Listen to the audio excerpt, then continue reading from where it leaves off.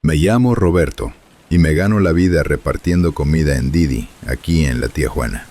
Ya me conocen en medio mundo por las colonias más perras, desde la zona norte hasta allá por la presa, pero la neta es que ya no puedo ni manejar cuando baja el sol.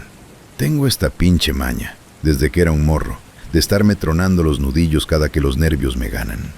Antes era nomás el ruidito, pero ahora ya me saco sangre. Me jaro los dedos hasta que la piel se abre y me quedan las manos todas encarnizadas. Pero es que si no escucho el crack, siento que el corazón se me va a parar de la pura ansiedad. Todo empezó hace como 3 semanas. Se nos hizo fácil al Beto, al Javi y a mí subir al Cerro Colorado a medianoche. Queríamos ver las luces de la ciudad. Ya sabes, la clásica de subirse a pistear unas cuantas con la vista de todo Tijuana a los pies. El plan era de lo más normal. Una salida de vatos un sábado cualquiera. Al principio todo estaba chido. El viento que viene de la costa se sentía fresco, y hasta nos veníamos riendo de las babosadas que decía el Javi. Pero en cuanto pasamos la antena grande, esa que brilla con luces rojas, el ambiente cambió de golpe. No fue algo que viéramos, fue algo que sentimos en la piel. El aire se puso pesado, denso, como si de repente estuviéramos respirando tierra seca o polvo de cementerio. Luego vino ese olor. No era basura, ni un perro muerto de esos que tiran por las laderas. Era un olor a fierro viejo, a sangre oxidada de esa que se te mete por la nariz y se te pega en la parte de atrás de la garganta, haciéndote querer vomitar. En un segundo, el calorcito de la caminata se murió y nos pegó un frío glacial. Un frío que no tiene sentido aquí, ni en invierno. Era un frío que te salía de los huesos, como si tuvieras hielo en la médula. El Javi se detuvo en seco y nos pidió que nos calláramos. «Escuchen eso», susurró. Al principio no oí nada por el viento, pero luego lo distinguí. Un rasguño rítmico, como si alguien estuviera arrastrando una lija sobre piedra caliza justo detrás de nosotros, pero a ras de suelo. Prendí la linterna del cel, esperando ver un tlacuache o un perro callejero, pero el haz de luz se perdió en una oscuridad que parecía tragarse el brillo. El sonido no venía de los matorrales, venía de abajo, justo debajo de nuestras pinches botas, como si algo estuviera excavando para salir. Entonces lo vimos. Unos metros más adelante, en una parte donde el camino se hace angosto, estaba el Beto parado de espaldas. Lo raro es que el Beto real estaba a mi izquierda, apretándome el brazo tan fuerte que sentía cómo se me enterraban sus dedos. Esa cosa que estaba frente a nosotros tenía su misma ropa, su misma gorra de los padres, pero se empezó a estirar. Se hizo alta, flaca. Los brazos le colgaron hasta las rodillas y los hombros se le desencajaron con un tronido seco que me recordó a mis propios nudillos. Emitió un chirrido agudo que me hizo vibrar hasta las muelas. No corrimos porque las piernas simplemente no respondían. Estaban de gelatina.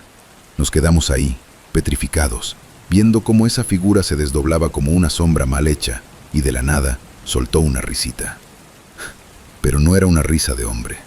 Era la risa de mi jefa, igualita, con ese tono que usa cuando está contenta. Eso me terminó de quebrar. Bajamos el cerro como pudimos, tropezando con las piedras, cayendo de rodillas y raspándonos las manos, sin decir ni una pinche palabra hasta que llegamos al carro. Manejé de regreso a la casa en un silencio que dolía. Ahora, mi vida es un asco. Cada que me toca una entrega en una privada oscura, o se apaga una luminaria mientras espero el semáforo, el olor a óxido regresa y me inunda la cabina del carro. Escucho el rasguño en el techo de lámina de mi cuarto todas las noches, y lo peor es que a veces, cuando me quedo solo, escucho la risa de mi jefa viniendo del closet, aunque ella viva del otro lado de la ciudad. Sé que algo se bajó con nosotros del cerro, algo que aprendió mi nombre y mi cara, y que me está esperando en el siguiente pedido, justo detrás de la puerta del cliente. Ya no me quedan nudillos que tronar, pero el miedo no se va. Me llamo Vicente, pero todos en la colonia me dicen Don Chente. Fui albañil toda mi vida, de los que se rajaron el lomo levantando bardas a puro pulso. Pero ahora ya no más cuido un terreno baldío ahí por las faldas del cerro. Tengo una maña que mi mujer siempre me criticaba. No puedo dejar de tocarme la bolsa derecha del pantalón para sentir el bulto de mi navaja vieja, esa de cachas de madera que me regaló mi abuelo. La toco cada 3 o 4 minutos, como un tic, para asegurarme de que sigo ahí, de que sigo siendo yo el que tiene el control.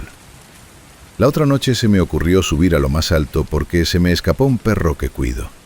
Un pastor alemán medio sarnoso, pero buen guardián, que se asustó con unos cohetes. Eran como las 2 de la mañana. Al principio, la subida estaba tranquila, con el ruido de los grillos y el olor a tierra seca que siempre hay por acá. Pero a mitad del camino, el aire se puso rancio de golpe. Empezó a oler a agua estancada, a ese lodo podrido que sale de las alcantarillas cuando truena la tubería, pero mezclado con un tufo a cobre, a moneda vieja que te deja un sabor amargo en la lengua. El frío me cayó encima como una losa, un frío seco que me caló hasta las anginas y me puso la piel de gallina bajo la chamarra de cuero. Dejé de escuchar a los animales. El silencio se volvió algo físico, algo que me apretaba los oídos y me hacía sentir el pulso en las sienes. De repente, escuché un ruido que no cuadraba. Un chapoteo, como si alguien estuviera caminando sobre charcos de aceite, pero ahí arriba no hay agua ni lluvia. Me llevé la mano a la bolsa, apretando mi navaja, y le hablé al perro, pero el animal no aparecía. Seguí caminando y vi un bulto sentado sobre una piedra, justo donde el camino se pierde entre los matorrales. Pensé que era un indigente o algún malandro de los que suben a esconderse, así que saqué la navaja, pero no la abrí, nomás para que viera que venía prevenido. «Buenas noches», dije, pero la voz me salió quebrada, como si tuviera arena en la garganta. El bulto no se movió, pero el olor a podrido se volvió insoportable. Me dieron ganas de vomitar ahí mismo. Cuando estuve a unos pasos, la cosa se levantó. No tenía espalda, o más bien, parecía que tenía 2 frentes idénticos unidos. No tenía cara, solo una hendidura larga y babosa que le recorría desde lo que debía ser el cuello hasta la panza, y de ahí salía ese sonido de chapoteo, como si por dentro estuviera lleno de vísceras sueltas batiéndose en caldo. Esa cosa se me quedó viendo con lo que sea que usara para ver, y soltó un quejido que sonó exactamente como el llanto de mi hija cuando era chiquita y se despertaba asustada. Se me heló la sangre. Di un paso atrás y sentí que el suelo se hundía, como si la tierra se hubiera vuelto blanda y caliente como carne cruda. No sé cómo bajé, creo que rodé la mitad del cerro entre las espinas. Llegué a mi caseta temblando, con los dedos entumidos de tanto apretar la navaja. Desde esa noche, ya no salgo cuando baja el sol. Lo malo es que el frío no se me quitó del cuerpo. No importa que afuera estemos a más de 30 grados, yo siento que tengo un bloque de hielo metido en el pecho que no me deja respirar. Y lo peor no es eso. Lo peor es que cada que me toco la bolsa del pantalón para buscar mi navaja, ya no siento el metal frío de la herramienta. Ahora lo que siento debajo de la tela es algo blando, algo que se mueve y palpita, un dedo húmedo que me regresa el apretón desde adentro de mi propia bolsa.